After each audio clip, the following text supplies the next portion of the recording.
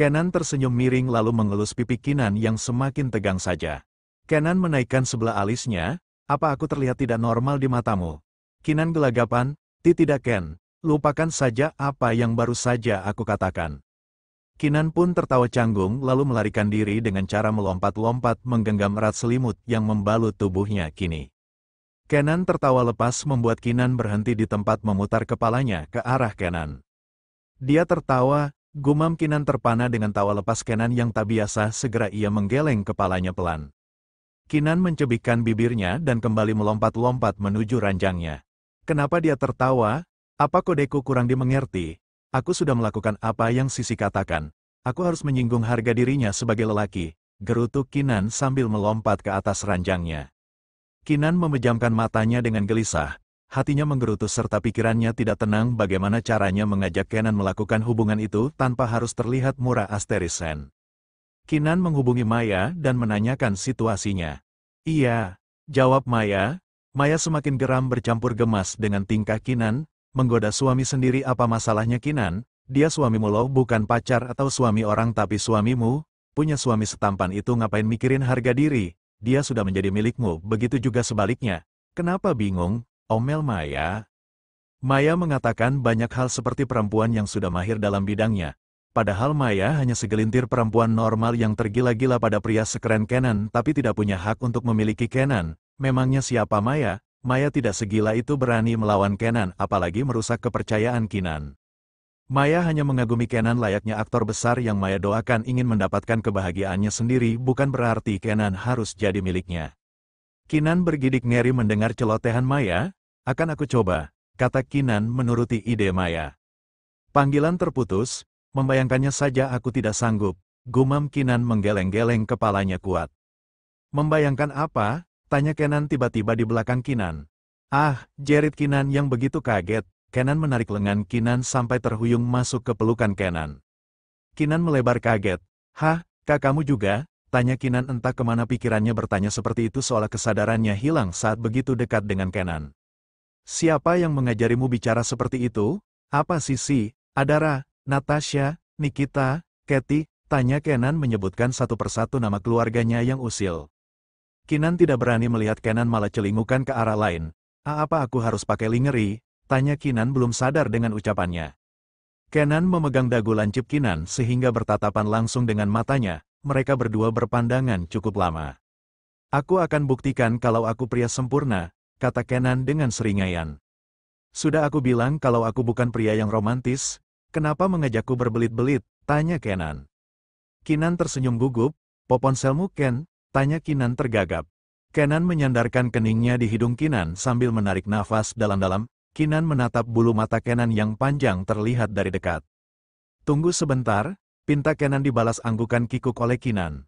Kenan bangkit dan mengambil ponselnya lalu duduk di sampingnya Kinan yang tadi berbaring segera duduk manis melihat ke arah Kenan. Sebenarnya masalah apa ya? Kenapa Kenan sibuk menjadi mata-mata? Sudah jelas keluarga Maldev itu bersangkutan dengan mafia kejam, tapi siapa yang berani berkhianat? Apa mereka bodoh? Kurang baik apa coba dengan aturan bekerja di X-Company Group? Batin Kinan heran dengan kebodohan si pengkhianat. Raut wajah Kenan berubah dingin. Di mana? Aku sudah atasi, cepat kemari kita berantas sampai ke markasnya, sahut Wells dari ujung telepon. Iya, jawab Kenan. Panggilan terputus. Kenan menatap Kinan dengan serius. Apa kamu marah kita harus kembali malam ini? Tanya Kenan serius. Kinan tersenyum kecil.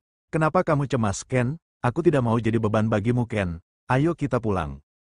Kinan berdiri dari duduknya lalu Kenan menarik tangan Kinan sampai terduduk di pangkuan Kenan. Aku minta maaf.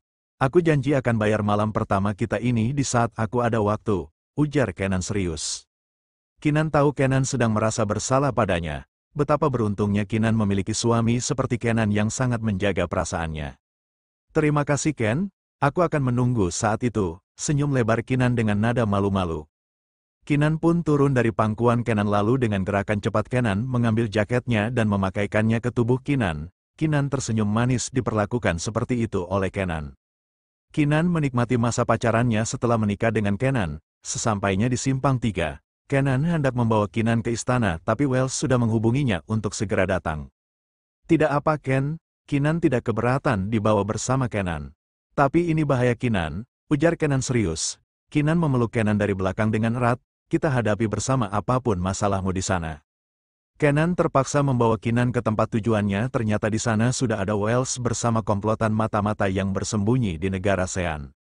Kinan turun dari motor Kenan sambil memperhatikan sekitar situasi yang sunyi lebih mirip hutan. "CKK, kenapa membawa istrimu?" tanya Wells. "Salahmu memaksaku datang, apa tidak bisa mengalahkan mereka seorang diri?" tanya Kenan dengan raut wajah tidak bersalah. Wells menghela nafas. "Masalahnya mereka masih punya komplotan. Kamu bawa ramuan kejujuran itu kan? Aku tidak mungkin minta sama Mom." Kenan melempar botol kecil berisi ramuan kejujuran dengan gerakan cepat. Wells memaksa targetnya meminum ramuan itu lalu membuangnya asal sambil mengelap tangannya dan menunggu ramuan itu bereaksi. "Ayo ikut," ajak Kenan menggenggam tangan Kinan melangkah ke arah Wells. "Berapa yang lepas?" tanya Kenan sambil mengambil kursi di sampingnya dan mendudukkan Kinan di sana sementara Kenan mendekati Wells dan berbicara masalah serius. Kinan celingukan di tempat dengan raut wajah tanda tanya. "Apa ini markas mafia? Kok bisa seperti preman abal-abal tidak punya markas megah?" batin Kinan. Kinan berpikir Kenan dan Wells punya markas mewah sebab orang kaya raya, tapi ternyata markasnya di hutan seperti tidak punya uang. "Kenapa membawanya?" tanya Wells ke Kenan sekali lagi. "Kau yang memaksaku ke sini langsung," jawab Kenan. "Kemungkinan kita akan diserang lagi, istrimu bisa berkelahi," tanya Wells. Jawab Kenan dan Wells tidak lagi bertanya. "Obatnya bereaksi," kata Wells menatap seorang pria yang terikat dengan tingkah yang aneh seperti orang mabuk. Kenan berjongkok di hadapan pria itu, "Katakan di mana markasmu."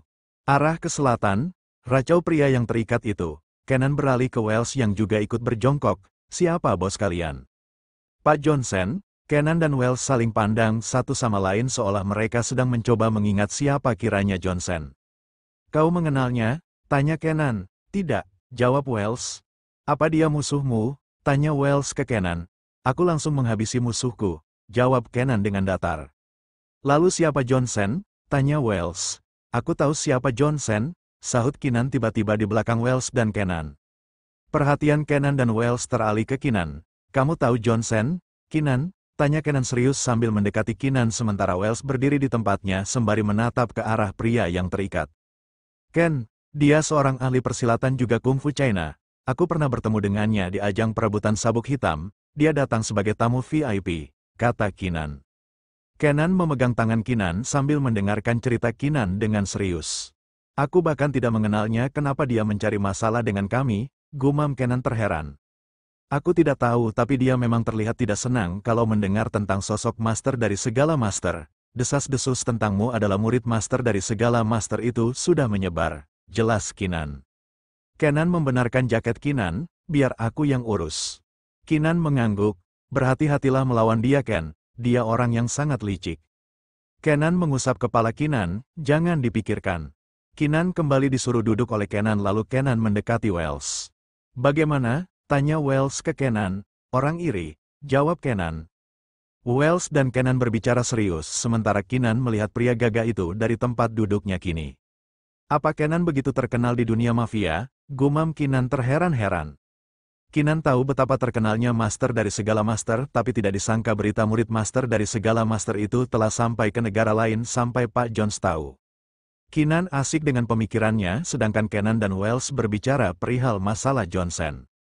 "Ayo kita datangi Wells." Kenan dan Wells berencana akan mendatangi markas orang suruhan Johnson, tapi ternyata mereka sudah datang sendiri di sekitar Wells dan Kenan kini. "Lepaskan teman kami," tita pria berpakaian tertutup di antara penyergap yang ada. "Mau mereka?" tanya Kenan dengan seringaian. Kinan berdiri dari duduknya sambil melihat sekeliling. Ini pertama kalinya Kinan merasakan disergap oleh banyak orang. "Coba ambil," tantang Wells. Kenan melangkah mundur menarik lengan Kinan dan bertolak punggung dengan Kinan. "Bisa melawan mereka?" tanya Kenan ke Kinan. "Ini namanya disergap musuh," tanya Kinan dengan senyum lebar ke Kenan. "Selama jadi bodyguard, apa kamu tidak pernah merasakan situasi ini?" tanya Kenan dengan heran. Kinan dengan santainya menjawab kalau ini versi di dunia nyata bukan saat jam kerja. Kenan menggeleng kepalanya pelan karena tidak mengerti jalan pikiran Kinan. Adu mulut di antara mereka pun terjadi, hanya Kenan dan Wells yang kebanyakan diam malah langsung menyerang tanpa berbicara. Kinan bisa menjatuhkan beberapa di antara mereka, tapi saat ia terdesak dibantu Kenan seolah musuh mereka kini tahu kelemahan Kenan ada pada Kinan. Kinan menganga dilindungi oleh Kenan dan Wells secara bersamaan sampai ia hanya melawan satu orang saja. Cepat kita pergi, aku tanam bom, kata Wells serius melihat jam tangannya.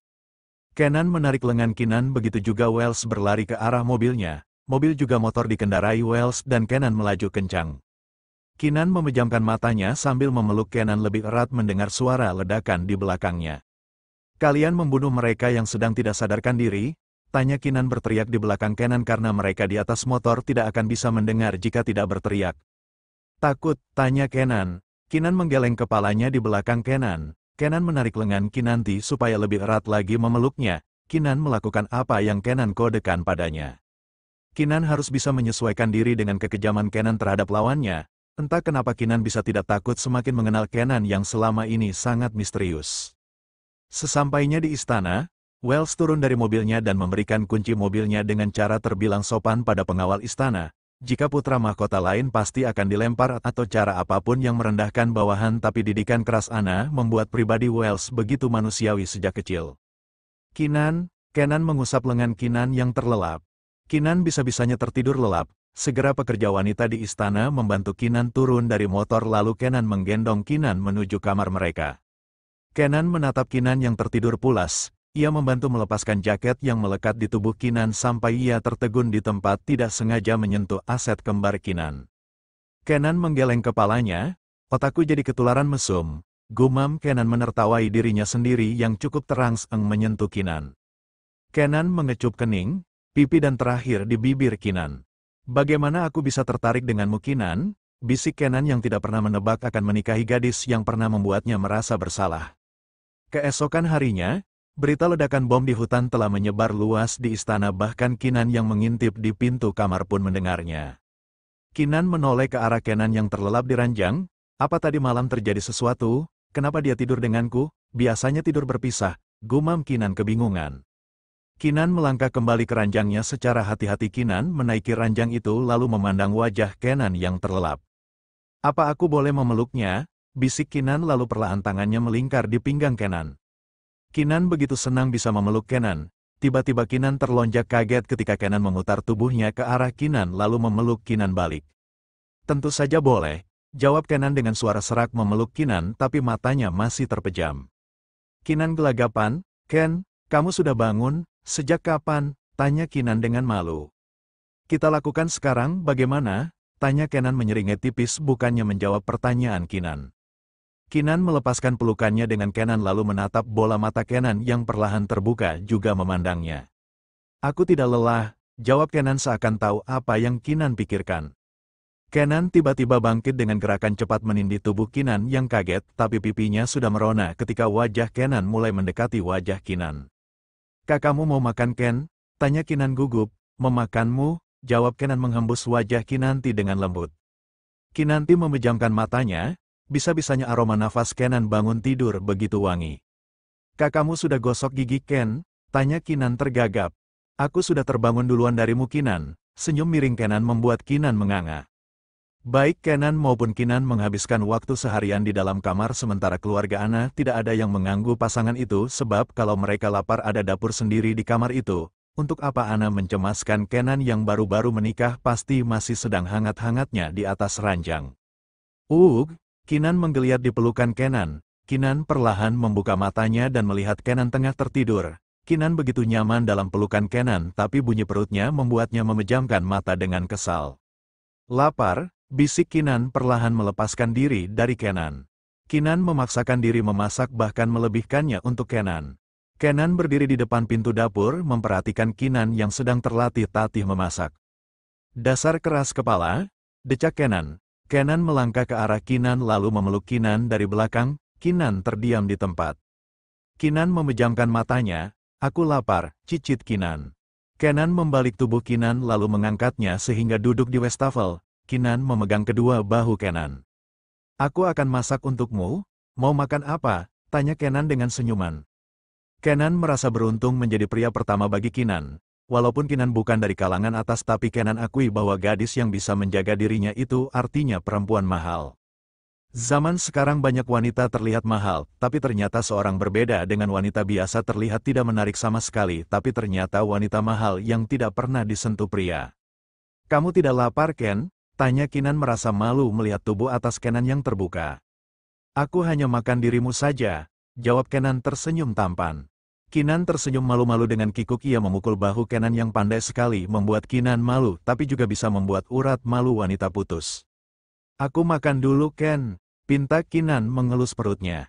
Kenan memasak untuk Kinan. Kinan bukan manja, tapi intinya masih terasa perih dan jujur saja ia senang diperlakukan begitu baik oleh Kenan. Berhari-hari Kenan dan Kinan selalu berkesempatan untuk bersama walaupun Kenan sibuk dengan urusannya tapi masih bisa membagi waktu dengan Kinan.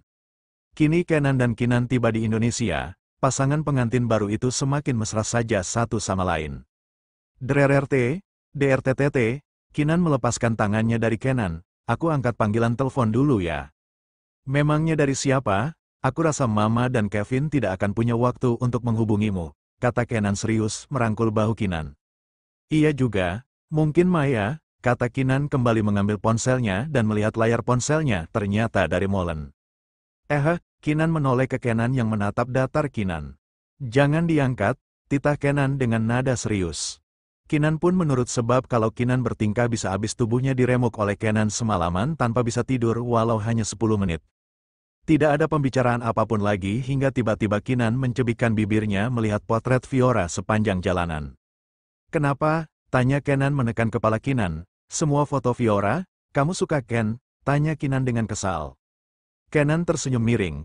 Lebih baik kamu fokus jadi wanita liar di atas raneng untukku, tidak usah pikirkan yang lain. Kinan menghela nafas panjang, kamu ahlinya memangnya aku harus liar bagaimana lagi, kamu sudah buas Ken tidak perlu mangsa liar juga, oceh Kinan. Kenan terkekeh, tapi aku ingin merasakan pelayanan wanita liarku ini. Kapan aku jadi wanita liar? Tanya Kinan tidak terima. Sejak awal kita bertemu, jawab Kenan santai, mereka berdua yang tadi terlihat begitu manis kini berdebat karena sebuah kata liar. Entah apa yang salah dengan mereka kini tapi supir taksi yang mereka naiki kini tengah tertawa cekikikan. Ken, kesal Kinan dengan mata melotot horor. Kenan mencubit pipi Kinan, makin gemesin kamunya Kinan. Kinan memukul lengan Kenan. Ken, kenapa kamu lebih banyak bicara, diam aja seperti biasa kenapa sih, kalau kamu bicara aku ingin sekali mencekikmu. Barbar, ejek Kenan. Kinan mengerucutkan bibirnya, terserahmu Ken. Kian hari Kinan maupun Kenan semakin mesra dan mesra. Suatu hari, Kinan sedang jalan-jalan di mall bersama Maya. Jadi benar Kinan, kamu udah bobo sama Ken? Tuan Kenan, tanya Maya dengan heboh. Kinan mendelik. Iya, haha, maaf ya, temanku sedang membahas idolanya, ujar Kinan dengan canggung ditatap semua orang. Kinan, panggil Molen yang sedang bersama istrinya. Kinan dan Maya menoleh ke Molen lalu terpaksa menyapa pasangan suami istri itu. Kenapa melepaskan tanganku yang, tanya istri Molen dengan kesal. Diamlah, aku malu dilihat pekerjaku, tegur Molen. Halo Nyonya, sapa Maya dan Kinan dengan ramah. Jawab istri Molen dengan senyuman. Awalnya istrinya Molen terlihat ramah, tapi melihat Molen memperhatikan Kinan tentu ia sebagai wanita sangat peka. Siapa namamu? Tanya Rindu dengan serius. Kinan melihat ke Maya begitu juga sebaliknya. Saya Nyonya, tanya Kinan. Iya kamu, jawab Rindu. Kinan hendak berbicara tiba-tiba ponselnya bergetar dan ia melihatnya langsung menyeringai lebar meninggalkan Rindu dan Molen serta Maya. Maaf ya Nyonya, itu kekasihnya Kinan, kata Maya menjelaskan alasan Kinan seperti anak kecil yang sedang dihubungi oleh kedua orang tuanya yang sedang di luar negeri. Molen memperhatikan Kinan dari jauh hal itu terlihat oleh Rindu. Walau ia lega Kinan punya kekasih tapi Rindu masih tidak senang dengan cara Molen melihat wanita muda yang terlihat menawan itu. Ken, sapa Kinan tersenyum manis. Aku pulang Kinan, kamu di mana? Tanya Kenan. Aku sedang di luar Ken, kenapa? Kamu mau beli sesuatu? Aku bisa belikan untukmu. Tanya Kinan tersenyum lebar. Beli pakaian seksi ya? Pinta Kenan.